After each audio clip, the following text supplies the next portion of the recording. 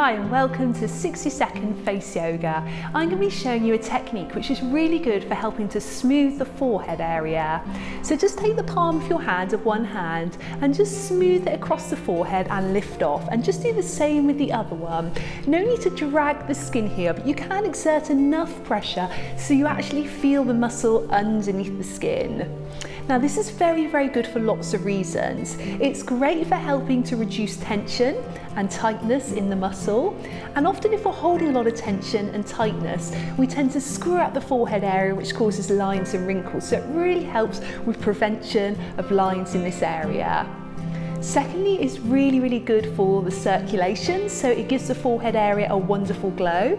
And thirdly, it's very good for boosting the collagen and elastin, which are the natural plumping agents in the skin. So by doing this daily, you're helping to promote the collagen and the elastin production.